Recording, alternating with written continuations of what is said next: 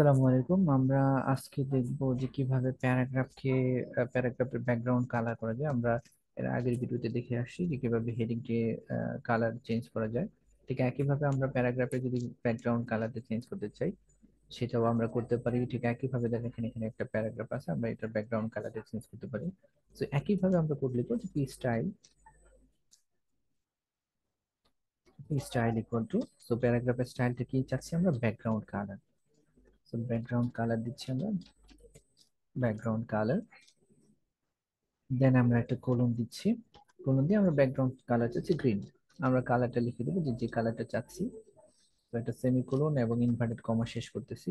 তার মানে আমাদের প্যারাগ্রাফের যদি ব্যাকগ্রাউন্ড কালার চাই, তাহলে পি স্টাইল ইকুয়াল টু, আমরা দিব ইনভার্টেড কমার ভিতরে ব্যাকগ্রাউন্ড কালার এবং সেমিকোলন দিয়ে আমরা যে কালারটা চাচ্ছি সেই কালার লিখবো গ্রিন, এবং সেমিকোলন দিব এবং তারপর ইনভার্টেড কমাটা শেষ করবো। এবার দিস ইজ দ্য প্যারা অফ হেড ওয়ান, এটা ব্যাকগ্রাউন্ড কালারটা গ্রিন হবে। সো আমরা এটাকে সেভ করে নিচ্ছি। আমরা ম্যানুয়ালি এখানে প্রেস করে সেভ করতে পারি, অথবা কিবোর্ড থেকে কন্ট্রোল এস প্রেস করে সেভ করতে পারি। আমি কন্ট্রোল এস প্রেস করে সেভ করলাম। এবার আমরা ব্রাউজারে গিয়ে এটাকে রিফ্রেশ দিচ্ছি, রিলোড করতেছি। দেখেন এই প্যারাগ্রাফের কালারটা আমাদের চেঞ্জ হয়ে গেছে। এইভাবে আমরা সব প্যারার কালারটাই, আমরা যদি এটা কালার চেঞ্জ করতে চাই, এটা চেঞ্জ করতে চাই, সবগুলো প্যারার কালারটাই আমরা চেঞ্জ করতে পারবো।